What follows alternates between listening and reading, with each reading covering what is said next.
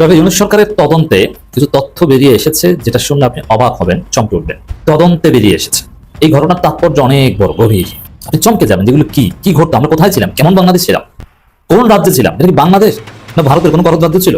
আমরা চমৎকার এই বক্তব্যের জন্য, এই কথা বলার জন্য আমি ব্যক্তিগতভাবে ওয়েলকাম জানাইছে। এটা অবশ্যই কি জবাবটা দিয়েছে সেই জবাবের দিকে যদি আমরা তাকাই।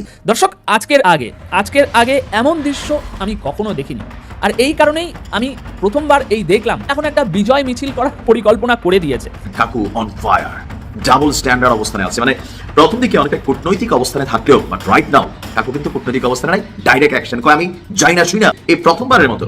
এবং this is the very first time Salauddin Ahmed এই মুহূর্তে প্রদীপের জান বাঁচানোর জন্য প্রদীপ, যে প্রদীপ এতগুলো মামলা করেছে, এতগুলো খুন করেছে, এতগুলো দুর্নীতি করেছে, এতগুলো জীবন ধ্বংস করেছে, বাংলাদেশের অস্তিত্বকে ধ্বংস করার পায়তারা করেছে, প্রদীপের জান বাঁচানোর জন্য এস আলমের কাছ থেকে পয়সা নিয়েছে, প্রণয় ভার্মার কাছ থেকে আলাপ আলোচনা করেছে। একটা কথা আপনারা মনে রেখেন, সালাউদ্দিন আহমেদ কখনোই গুম হন নাই।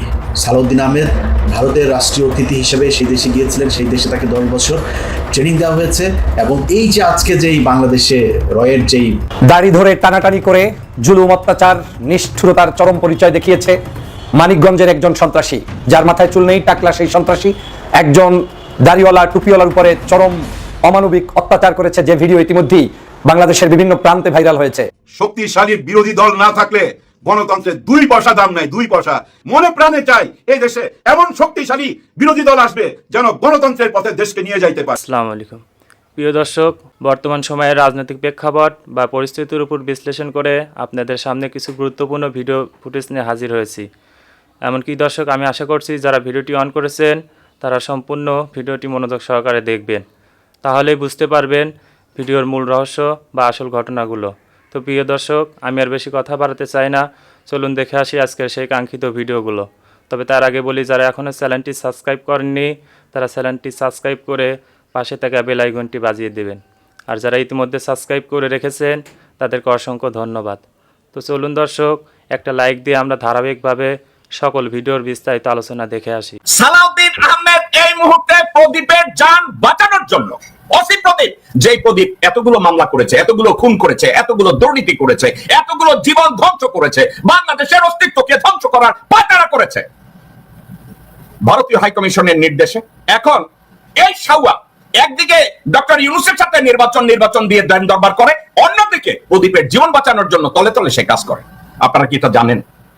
প্রদীপের জান বাঁচানোর জন্য এস আলমের কাছ থেকে পয়সা নিয়েছে, প্রণয় ভার্মার কাছ থেকে আলাপ আলোচনা করেছে। একটা কথা আপনারা মনে রেখেন, সাউয়া প্রমিস করেছে বিএনপি সরকার গঠন করলে প্রদীপের মৃত্যুদণ্ড টন্ড এগুলো কিছু হবে না। ওয়াকারুজ্জামান ব্যস্ত ষড়যন্ত্র নিয়ে, তাহলে বিএনপি ব্যস্ত কি নিয়ে? বিএনপি ব্যস্ত দখল নিয়ে। এখন বলবেন বিএনপির দখলকে আমি কিভাবে ব্যাখ্যা করব? বিএনপির ইমিডিয়েট বেনিফিট হলো দখল, বাস স্টেশন দখল, টেন্ডারবাজি দখল, অফিস আদালতের চাঁদাবাজি, কাজ দেওয়া নেওয়া, বিভিন্ন নিয়া তদবির নিয়া, এগুলো নিয়ে তারা ব্যস্ত। মুক্তিযোদ্ধা সংসদের দায়িত্ব নিয়ে ব্যস্ত। বিভিন্ন সংগঠনের বাংলাদেশের এমন কোন জায়গা নাই খাওয়ার যে ডাক উঠে, খেয়ার ওই যে নৌকা নদী পার করে দেয়, ওই খেওয়া নৌকার মাঝি, ওইখানেও তো ডাক আসে, ওই ডাকের মধ্যেও বিএনপির দখল দরকার। সায়দাবাদ বলেন আর চিটাগংয়ের বাস স্টপেজ বলেন, খুলনার খালিশপুরের কোন একটা টেন্ডারবাজি বলেন, প্রত্যেকটা জায়গায় রন্ধ্রে রন্ধ্রে বিএনপি দখলে ব্যস্ত। এখন এটা হচ্ছে তাদের ইমিডিয়েট টার্গেট। তাদের লং টার্ম টার্গেট কোনটা? তাড়াতাড়ি নির্বাচন দাও এবং ক্ষমতা। এবং তারা আপনাদের কাছ থেকে সাহায্য পাচ্ছে। জেনারেল ওয়াকারুজ্জামানের পার্ট হয়ে গেছে। BNP become the part of the conspiracy of general Waker এবং র। তারা বলছে বিএনপি এখন পার্ট অফ র, BNP become part of Indian interest, BNP become part of Awami League, BNP become part of general Wakeruzzaman's jigs and puzzle, দাবা খেলা।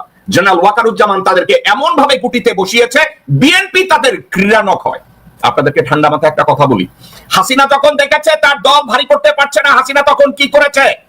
তাহাজ্জুদ নামাজের একটা ছবি তুইলা হাতে তসবিহ নিয়া মাথায় একটু হিজাব কইরা তার বিটিভিতে এবং বিভিন্ন টিভিতে বিভিন্ন সাংবাদিকদের মাধ্যমে এই ছবিটা ছড়াইয়া দিছে। কে? হাসিনা তাহাজ্জুদ পড়ে, হাসিনা পিরাউলিয়া বংশধর, হাসিনা আউয়াল দরবেশের বংশধর, হাসিনা আওয়ামী লীগের নেত্রী না, হাসিনা হচ্ছে মানবতার মা। আপনাদের খেয়াল আছে না যে হাসিনা নামাজ টামাজ তো দূরে রাখ, গভীর রাতে ঘুম ভাঙ্গার পরে, ঘুমে বিছানায় যাওয়ার পরে মনে হয়েছে অমুক জায়গায় একটা ডাকাতি কইরা জঙ্গি তৎপরতা বানানো যায়, সাথে সাথে সে মনিরুল রে কল করেছে, বিপ্লব সাহারে কল করেছে, হাবিব রে কল করেছে, হামিদ রে কল করেছে, যাও ওখানে গিয়ে ষড়যন্ত্র কইরা মোল্লাদের খুন কইরা ওখানে জঙ্গি তৎপরতা বানাইয়া দাও। হাসিনা এটা বানাইছে। যখন তারা কল করে বলছে আফা কাজ হয়ে গেছে, হাসিনা কইছে তসবিহ লইয়া আলহামদুলিল্লাহ আমার একটা ছবি তো, আমি ভাত দেখাই যে আমি নফল করি। ওই ছবিটা আবার পেপারে প্রকাশ করতো। ইদানিং আপনারা খেয়াল করছেন কিনা জানি না, বিএনপির যে সাউয়া আছে, সাউয়া তার নামাজের কাপড়ে বৈশা একটা ছবি তুইলা ওইটা আবার সোশ্যাল মিডিয়া দিছে যে উনি আলাপ আলোচনার মাধ্যমে উনি নামাজ পড়তে দাঁড়ায় গেছে। আপনারা খেয়াল করে দেখছেন? আপনারা খেয়াল করে দেখছেন ইদানিং সামাজিক মিডিয়ায় সাউয়ার নামাজ পড়ার ছবি দেওয়া শুরু হয়ে গেছে। এই সাউয়া 9 বছর মেঘালয়ের শিলংয়ে ছিল, এসালম গ্রুপের মোটেলে থাইকা জীবন কাটাইছে, ওইখানে নামাজ পড়ার একটা ছবি কিন্তু আপনারা কেউ দেখেন নাই। সাউয়ার কোনো ছবি দেখছেন যে সে নামাজ পড়তেছে?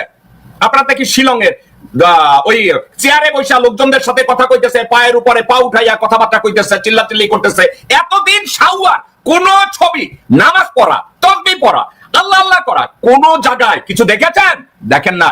কিন্তু ইদানিং হঠাৎ করে হাসিনার ছবি পাশাপাশি সাউয়ার ছবি দেখবেন। সাউয়া এখন ছবি দেওয়া শুরু করছে যে সাউয়া এখন নামাজ পড়ায় ব্যস্ত, সাউয়া এখন ধর্মের রাজনীতি করবে, সাউয়া এখন বিএনপির মুখপাত্র, সাউয়া বিএনপি মানি সাউয়া। তবে ইউনূস সরকারের তদন্তে কিছু তথ্য বেরিয়ে এসেছে যেটা শুনলে আপনি অবাক হবেন, চমকে উঠবেন। এতদিন ছিল এগুলো রেটরিক, কথার কথা বা আমরা বলতাম, কিন্তু কোনো তথ্য উপাত্তের ভিত্তিতে ছিল না। এবার তদন্তে বেরিয়ে এসেছে। দর্শক, এই ঘটনার তাৎপর্য অনেক বড়, গভীর।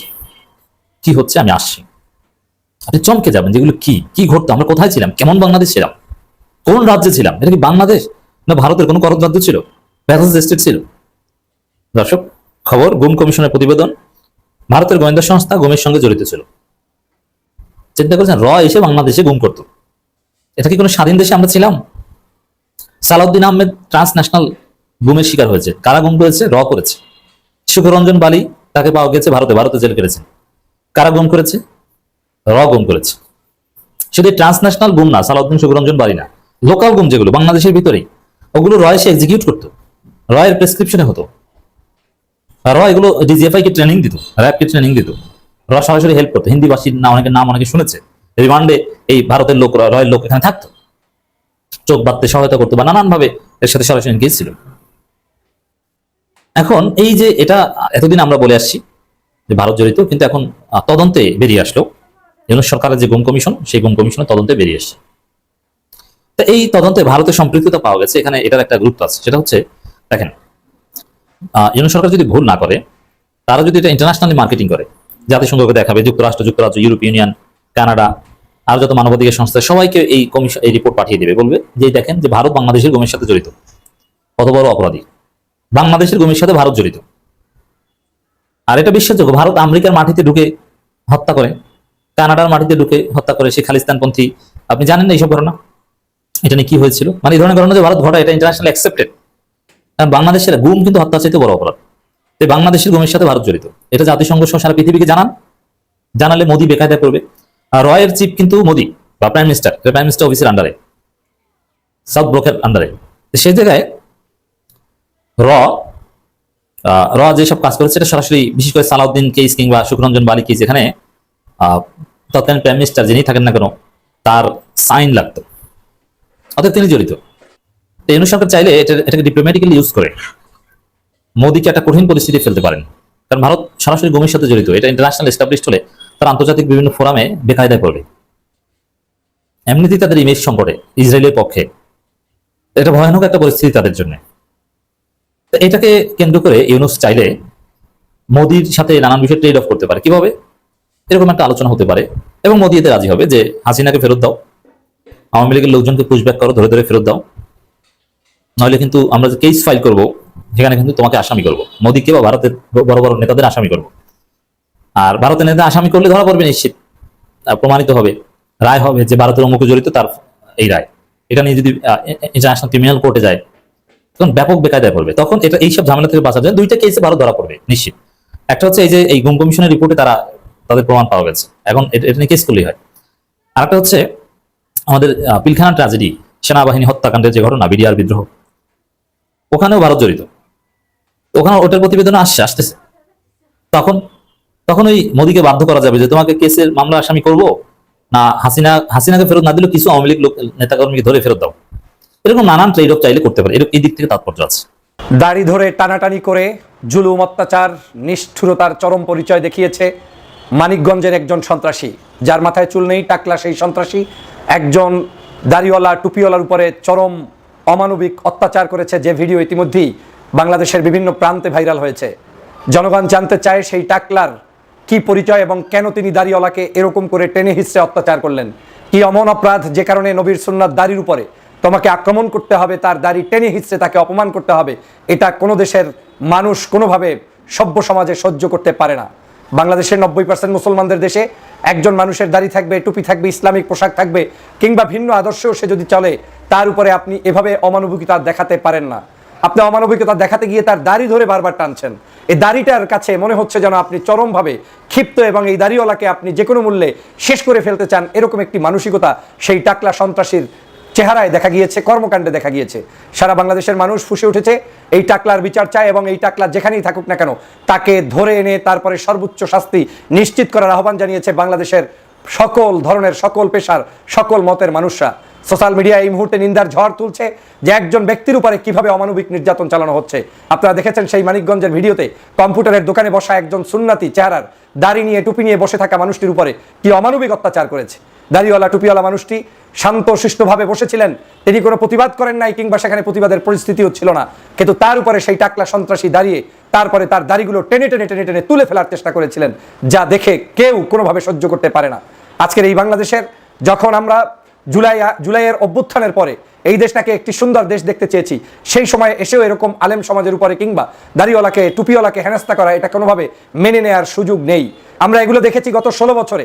শেখ হাসিনা যখন ক্ষমতায় ছিলেন তখন বিভিন্ন জায়গায় দাড়িওয়ালাকে টুপিওয়ালাকে টার্গেট করে মারা হতো, জেলখানায় নেওয়া হতো, গুম করা হতো, আয়নাঘরে নেওয়া হতো, হত্যা করা হতো, সন্ত্রাসী পদ্ধতিতে তাদের উপরে আক্রমণ করা হতো, নামাজরত মুসল্লিদের উপরে গুলি করা হতো। সেটা ছিল আওয়ামী শাসনামল। এখন আর আওয়ামী লীগের শাসনামল নেই। এই আমলে অন্তত পক্ষে টুপি এবং দাড়ির উপরে কারো কোনো বিষদগার থাকার বিন্দুমাত্র সুযোগ নেই, বরং টুপি দাড়ি নয়, বাংলাদেশের যে কোনো ধর্ম পেশার মানুষের তাদের সেই সম্মান রক্ষা করা উচিত, তাদের প্রতি আমাদের শ্রদ্ধা থাকা উচিত। কিন্তু আজকে যেটা হচ্ছে, এটা যদি চলমান থাকে তাহলে বাংলাদেশের মানুষের কাছে এই সরকারের ভাবমূর্তি যেমন ক্ষুণ্ণ হবে, পাশাপাশি বাংলাদেশের মানুষরা কিন্তু এই ধরনের অপরাধের যে কোনো মূল্যে বিচার করতে বাধ্য হবে। অতএব সরকারের উচিত দ্রুত সেই লোককে আইনের আওতায় এনে বিচার নিশ্চিত করা, পাশাপাশি তদন্ত করে নিশ্চিত করা যে আসলেই এই অপরাধটা কি, যে অপরাধের কারণে আপনাকে দাড়ি এবং টুপির উপরে আক্রমণ করতে হবে, দাড়িগুলোকে আপনাকে টেনে টেনে ছিঁড়তে হবে। এটা আমার বুঝে আসে না। আপনি যত বড় অপরাধী হন, যদি প্রমাণ হয় যে লোকটি অপরাধী, আইনের কাছে যান, কিন্তু আপনি কোনো অবস্থাতেই এই ধরনের আচরণ করে সামাজিক বৈষম্য সৃষ্টি করা, গোলযোগ সৃষ্টি করা, মতের ভিন্ন মানুষদের সাথে আপনার এই ধরনের বৈষম্য সৃষ্টি করা এবং বাংলাদেশের মানুষের বিভিন্ন জায়গায় আজকের এই ধরনের লাঞ্ছিত করার কোনো সুযোগ বিন্দুমাত্র কারণেই। কিন্তু আমরা দুঃখিত যে বাংলাদেশে এই দাড়িওয়ালা টুপিওয়ালা নির্যাতিত হলে তাদের পক্ষে কথা বলার মানুষের সংখ্যা খুবই কম। একটু হুজুর হলেই, একটু আলেম হলেই, একটু দাড়িওয়ালা হলেই, একটু টুপিওয়ালা হলেই কোণঠাসা স্বভাবের মানসিকতা বাংলাদেশের রাজনীতির সর্বোচ্চ মহল থেকে নিম্ন পর্যন্ত আজকের বিচরণ করছে। এই মানসিকতা পরিহার করতে হবে। দ্রুত এই টাকলা ব্যক্তিকে গ্রেপ্তার করে আইনের আওতায় এনে সুষ্ঠু তদন্তের মাধ্যমে এই দাড়িওয়ালা ব্যক্তির উপরে যে অত্যাচার হয়েছে তার বিচার করতে হবে, পাশাপাশি এটার একটি সুষ্ঠু তদন্ত করে তারপরে সঠিক বিচার নিশ্চিত করতে হবে। আমি আশা করছি সম্পূর্ণ ভিডিওগুলো মনোযোগ সহকারে দেখেছেন।